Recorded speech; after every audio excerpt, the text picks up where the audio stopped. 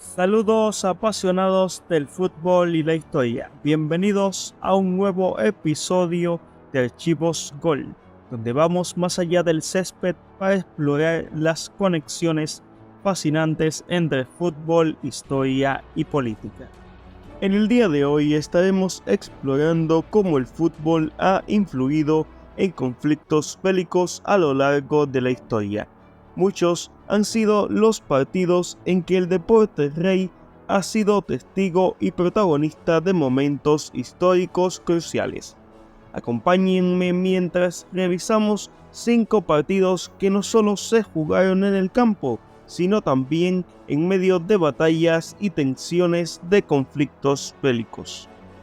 Descubramos juntos cómo estos encuentros trascendieron el deporte para dejar una huella imborrable en la historia, la política y la sociedad de sus respectivas épocas.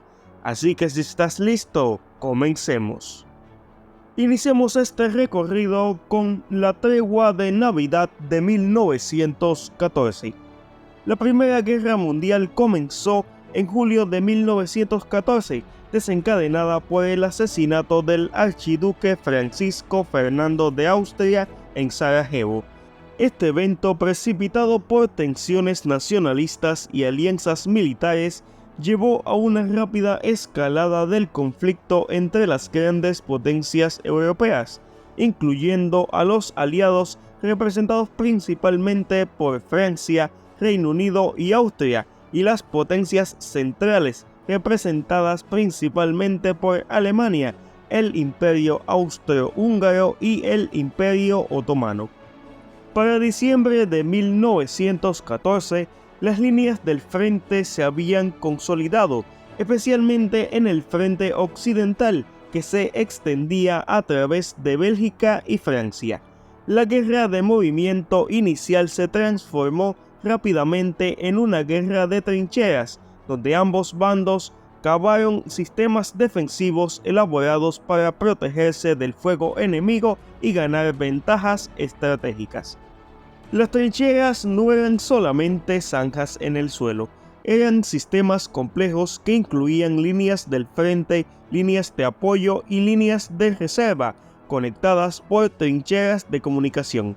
A menudo, las trincheras estaban reforzadas con sacos de arena, madera y alambres de púa para proporcionar protección contra el fuego enemigo y los bombardeos. Las condiciones de vida en las trincheras eran extremadamente duras. Los soldados se enfrentaban al barro, el frío, la lluvia constante y la falta de higiene.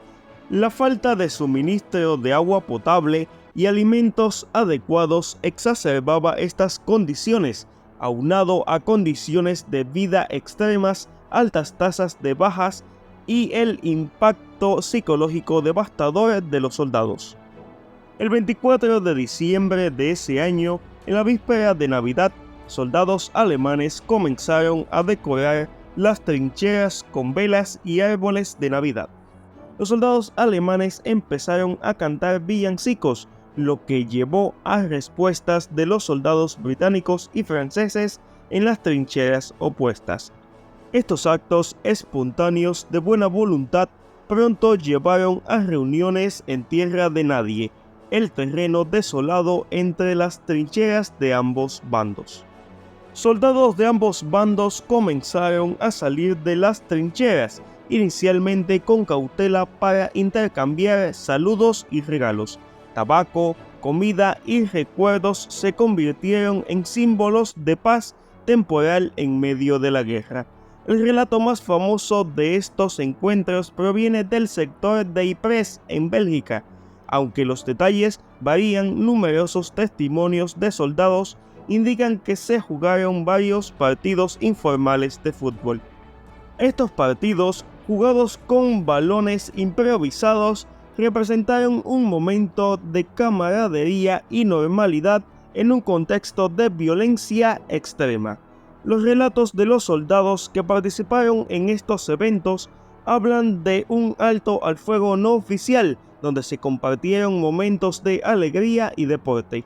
soldados británicos y alemanes enemigos en el campo de batalla se unieron para jugar fútbol, intercambiar regalos y compartir una breve pero significativa tregua. La tregua de Navidad de 1914 es recordada como un raro momento de humanidad y fraternidad en medio de la brutalidad de la guerra. Estos encuentros no planificados destacaron el deseo de paz y la capacidad de los seres humanos para encontrar puntos en común incluso en las circunstancias más difíciles. Este evento mostró que, a pesar de los órdenes impuestos y la propaganda de los altos mandos, los soldados en el frente compartían un anhelo común de paz y normalidad. Los actos de confraternización y los partidos de fútbol subrayaron la posibilidad de entendimiento y humanidad en medio del conflicto bélico. La tregua fue un evento no oficial y en muchos casos desautorizado por los oficiales superiores de ambos bandos. Aunque la tregua de Navidad no tuvo un impacto directo en el curso de la guerra, ya que ésta finalizó con el armisticio del 11 de noviembre de 1918, su significado simbólico fue profundo. Todo esto fue documentado mediante el libro Silent Night de Stanley Weintraub, lo que motivó a la realización de este video. Esta página de la historia representó un acto de desafío a la guerra misma, una afirmación de la solidaridad humana sobre la brutalidad y la división impuestas por el conflicto. Estos eventos, aunque breves, dejaron una huella duradera en la memoria colectiva de la Primera Guerra Mundial, recordándonos que incluso en medio de la guerra, la humanidad y la esperanza pueden prevalecer. Para el siguiente puesto nos vamos hasta 1969, específicamente hacia el partido amistoso del club brasileño Santos en Nigeria. La región sudoriental de Nigeria, habitada principalmente por el grupo étnico Igbo, ha tenido una historia de tensiones políticas y étnicas. Las diferencias culturales y económicas entre los Igbo y otros grupos étnicos en Nigeria, como los Hausa en el norte y los Yoruba en el suroeste, alimentaron un ambiente de desconfianza y conflicto. El 30 de mayo de 1967, la región sudoriental de Nigeria se declaró independiente como la República de Biafra. Esta declaración fue una respuesta a las masacres de Igbos en el norte de Nigeria y a la percepción de marginalización política y económica. El gobierno central de Nigeria, encabezado por el general Yakubu Gowon, rechazó esta secesión, lo que desencadenó una guerra civil. La guerra comenzó en julio de 1967, cuando las tropas nigerianas lanzaron una ofensiva para recuperar el territorio secesionista de Biafra. El conflicto se intensificó rápidamente, con ambos bandos cometiendo atrocidades y violaciones de derechos humanos. La guerra de Biafra se caracterizó por su brutalidad y por las tácticas de cerco utilizadas por el gobierno nigeriano. Las fuerzas nigerianas implementaron bloqueos terrestres y navales para cortar el suministro de alimentos y medicinas a la región de Biafra. Esta estrategia tuvo un efecto devastador sobre la población civil, llevando a una hambruna masiva. Las terribles condiciones de Biafra generaron una ola de simpatía internacional. Las imágenes de la hambruna difundidas por los medios de comunicación globales llevaron a una movilización masiva de organizaciones humanitarias. La Cruz Roja y otros grupos de ayuda organizaron campañas para enviar suministros de emergencia en la región afectada, aunque estos esfuerzos a menudo fueron obstaculizados por el bloqueo militar. En 1969, el Santos Futebol Clube de Brasil, liderado por el icónico Pelé, estaba en la cima de su popularidad y éxito. Pelé, considerado uno de los mejores futbolistas de todos los tiempos, había llevado al Santos a ganar numerosos títulos nacionales e internacionales. Su presencia en cualquier parte del mundo generaba una enorme expectación y entusiasmo. En ese mismo periodo, Nigeria estaba sumida en la Guerra de Biafra. En 1969, el Santos Futebol Clube emprendió una gira por África, visitando varios países. Uno de los momentos más notables de esta gira fue el partido que el Santos jugó en Nigeria. A pesar de estar en medio de la Guerra de Biafra, se logró un acuerdo para el alto al fuego temporal, permitiendo que el equipo brasileño jugara en Lagos y Benín. Este alto al fuego fue un gesto extraordinario de humanidad y aprecio por el deporte en medio de un conflicto brutal. Las decisiones de detener las hostilidades para permitir que se jugara el partido de fútbol subraya el poder del deporte como un lenguaje universal y una herramienta para la paz. La presencia de Pelé y el Santos en Nigeria ofreció un momento de alegría y normalidad para los civiles atrapados en la guerra. El fútbol en este contexto actuó como un puente entre las comunidades divididas. El partido no solo proporcionó un respiro temporal del conflicto, sino que también sirvió como un símbolo de esperanza y unidad. Varios relatos y testimonios de la época confirman la significancia de este evento. Los relatos destacan la influencia de Pelé y el respeto que inspiraba en todas las partes involucradas. La Guerra de Biafra terminó en enero de 1970, cuando las fuerzas de Biafra, debilitadas por la falta de recursos y la presión militar, se rindieron al gobierno nigeriano. La rendición marcó el fin de la breve existencia de la República de Biafra y la reunificación de Nigeria. Para el siguiente puesto nos mantenemos en el año 1969, donde nos encontramos con la Guerra del Fútbol.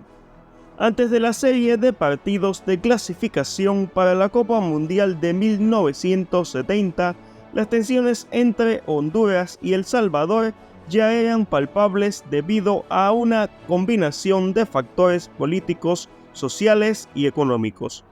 Con una población mucho mayor que Honduras, El Salvador enfrentaba una severa crisis. La escasez de tierras cultivables y las políticas agrarias inadecuadas llevaron a muchos salvadoreños a emigrar a Honduras en busca de tierras y oportunidades. La emigración masiva de salvadoreños a Honduras generó tensiones con los locales hondureños, quienes percibían a los inmigrantes como una amenaza local y social. En 1962, Honduras implementó una reforma agraria que expropiaba tierras a grandes terratenientes, muchos de los cuales eran salvadoreños. Esta reforma exacerbó las tensiones y creó un ambiente de hostilidad hacia los inmigrantes salvadoreños. El 8 de junio de 1969, en Tegucigalpa, Honduras, se vivió el primer partido de clasificación para la Copa Mundial de México 70 entre estas dos selecciones de CONCACAF. Este encuentro finalizó con un resultado de 1-0 para la selección hondureña. El ambiente antes y después del partido fue de extrema tensión, con informes de abusos y violencia contra los aficionados y jugadores salvadoreños. El segundo partido tuvo lugar el 15 de julio de ese mismo año en la capital salvadoreña, terminando con marcador de goleada de 3-0 por parte de los locales. El ambiente fue igualmente hostil, con incidentes de violencia contra los aficionados hondureños, aumentando la animosidad entre los dos países. Con sendas victorias repartidas entre ambos equipos, el 29 de junio se dieron cita en Ciudad de México para el partido de desempate, en el cual El Salvador consiguió la victoria de 3-2, clasificando para la Copa Mundial en un momento en que las tensiones ya habían alcanzado un punto de ebullición. El 14 de julio de 1969, solo 2 semanas después del partido de desempate, estalló un conflicto armado entre Honduras y El Salvador. Este último lanzó una invasión aérea y terrestre a Honduras. Las fuerzas salvadoreñas avanzaron rápidamente, ocupando territorio hondureño. La guerra duró 4 días, durante los cuales se produjeron intensos combates. La Organización de Estados Americanos, OEA, intervino y negoció un alto al fuego que entró en vigor el 20 de julio de 1969. Aunque el fútbol fue el catalizador inmediato, las causas subyacentes de la guerra fueron mucho más profundas y complejas. El fervor nacionalista exacerbado por los partidos de fútbol canalizó las tensiones políticas y sociales latentes en ambos países. Las tensiones sobre la tierra, la migración y las políticas agrarias fueron factores cruciales que llevaron al conflicto. La llamada Guerra del Fútbol tuvo consecuencias devastadoras en términos de pérdidas humanas y desplazamientos. Se estima que entre 2.000 y 6.000 personas murieron como resultado del conflicto y decenas de miles fueron desplazadas de sus hogares. Según estimaciones, alrededor de 100.000 salvadoreños fueron expulsados de Honduras, exacerbando la situación. La expulsión masiva de salvadoreños tuvo un impacto significativo en Honduras, contribuyendo a una crisis humanitaria. El conflicto también tuvo consecuencias a largo plazo para El Salvador, desviando recursos de problemas internos, ya que tuvo que destinar recursos significativos a la defensa y recuperación, en detrimento de otros sectores críticos como la educación y la salud, y contribuyendo a la inestabilidad política que eventualmente llevó a la guerra civil en la década de 1980. Las relaciones entre Honduras y El Salvador se mantuvieron tensas durante años después de este conflicto. No fue hasta la década de 1980 en que los dos países comenzaron a normalizar sus relaciones bilaterales. La guerra del fútbol es un ejemplo extremo de cómo el deporte puede ser un catalizador para conflictos más profundos. Los partidos de fútbol entre Honduras y El Salvador en 1969 no fueron la causa del conflicto, pero sí actuaron como un desencadenante en un contexto de tensiones políticas, sociales y económicas preexistentes. Continuamos con el derbi yugoslavo de 1990. A finales de los años 80 y principios de los 90, Yugoslavia estaba en medio de una crisis política y económica. La muerte de Josip Broz Tito en 1980 dejó un vacío de poder que fue llenado por crecientes movimientos nacionalistas en las diferentes repúblicas yugoslavas. Las tensiones étnicas entre serbios, croatas, bosnios y otros grupos comenzaron a intensificarse. En Serbia, el nacionalismo serbio fue promovido por el liderazgo de Slobodan Milošević, mientras que en Croacia, Franjo Tuđman y su partido Unión Democrática Croata impulsaron el nacionalismo croata. Estas dinámicas políticas aumentaron las divisiones étnicas y regionales dentro de Yugoslavia. El partido entre la Estrella Roja de Belgrado y el Dinamo de Zagreb, celebrado el 13 de mayo de 1990, se desarrolló en este contexto de tensión. Conocido como el derbi yugoslavo, este encuentro no fue simplemente un evento deportivo, sino una manifestación de las crecientes divisiones políticas y étnicas. Desde el inicio, el ambiente en el estadio Maksimir de Zagreb estaba cargado de hostilidad. Los ultras de la Estrella Roja de Belgrado, conocidos como los de Lille, se enfrentaron violentamente con los Bad Blue Boys, fanáticos ultras del Dinamo de Zagreb. La policía, predominantemente serbia, fue acusada de no intervenir adecuadamente, lo que alimentó la percepción de parcialidad y aumento de las tensiones. En un acto que se volvió simbólico, el jugador del Dinamo Zvonimir Boban agredió a un oficial de la policía que estaba atacando a un aficionado croata. El evento fue ampliamente cubierto por los medios de comunicación y se convirtió en un símbolo de la inminente desintegración del país. El partido y los eventos ocurridos en el estadio Maksimir se convirtieron en un símbolo del conflicto y la resistencia croata, alimentando el fervor nacionalista en ambas repúblicas. Menos de un año después del incidente, en junio de 1991, Croacia y Eslovenia declararon su independencia de Yugoslavia, lo que marcó el inicio de la Guerra de los Balcanes. Este conflicto rápidamente se expandió, afectando a Bosnia y Herzegovina y Kosovo, y resultando en una gran devastación y pérdida de vidas.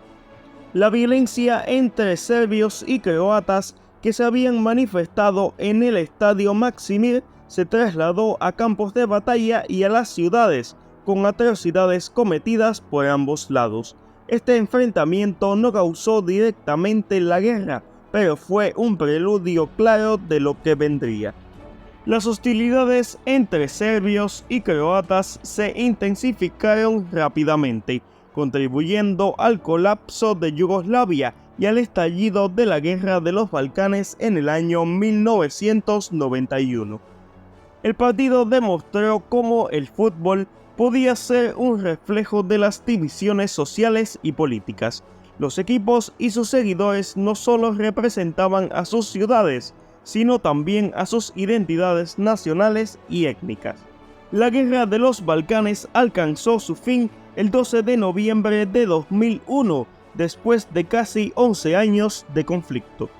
Después de repasar algunos partidos de fútbol que generaron guerras y otros que lograron breves treguas, te propongo repasar un partido que pudo contribuir al fin de una de estas guerras. Para ello, en el quinto puesto tenemos la Guerra Civil de Costa de Marfil en el año 2002. En 2002, Costa de Marfil se vio sumida en una guerra civil cuando rebeldes del norte del país, principalmente del grupo étnico Diula y otras comunidades musulmanas, se levantaron en armas contra el gobierno del presidente Laurent Gbagbo.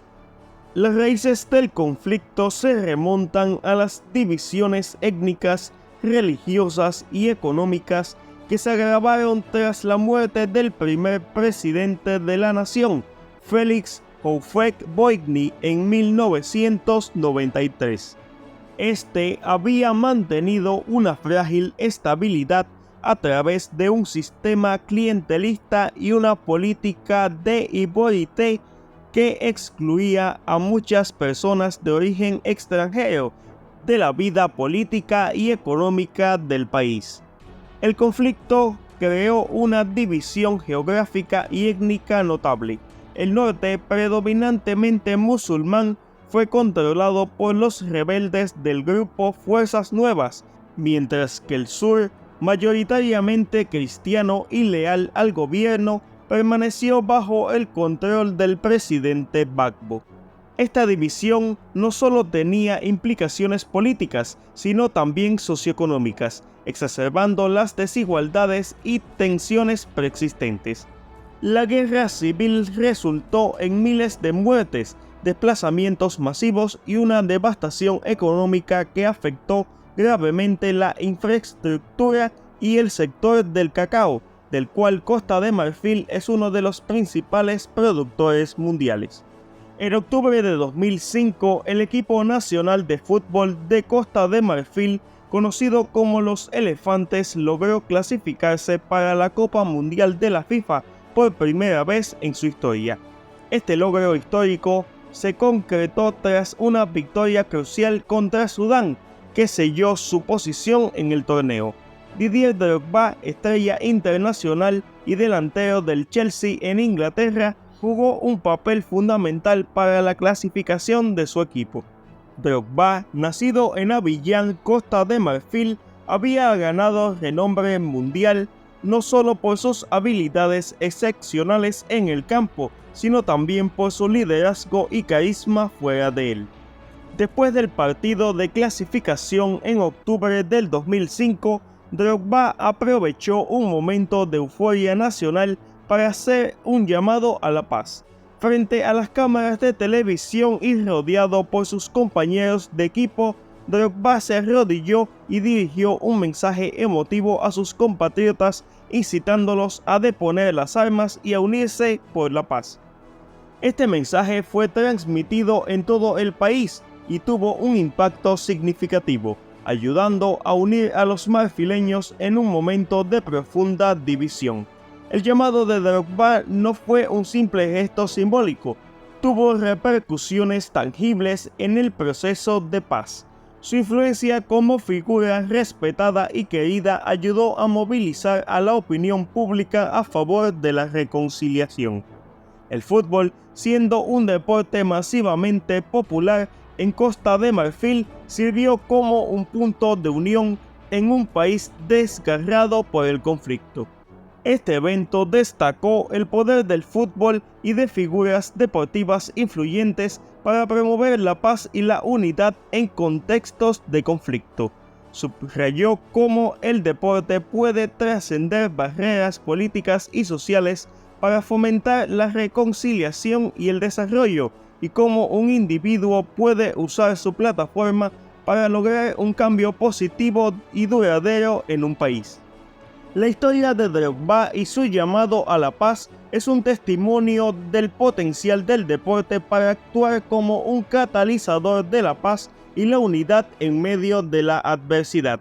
Si bien este conflicto concluyó en marzo de 2007 tras una tregua con la unión de los dos bandos para conformar el gobierno del país, lo cierto es que el papel jugado por la selección nacional y principalmente por Didier Drogba tras este partido en 2005 sentó las bases para encontrar la paz necesaria y la reconciliación nacional en Costa de Marfil.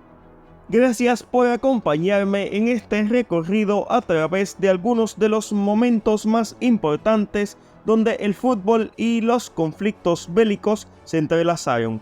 Estos partidos nos demuestran que el fútbol, más allá de ser un simple juego, puede influir en la política y en la vida de las personas de manera profunda y a veces inesperada. Si te gustó este video, no olvides darle like, suscribirte y activar la campanita para no perderte ningún contenido en este canal.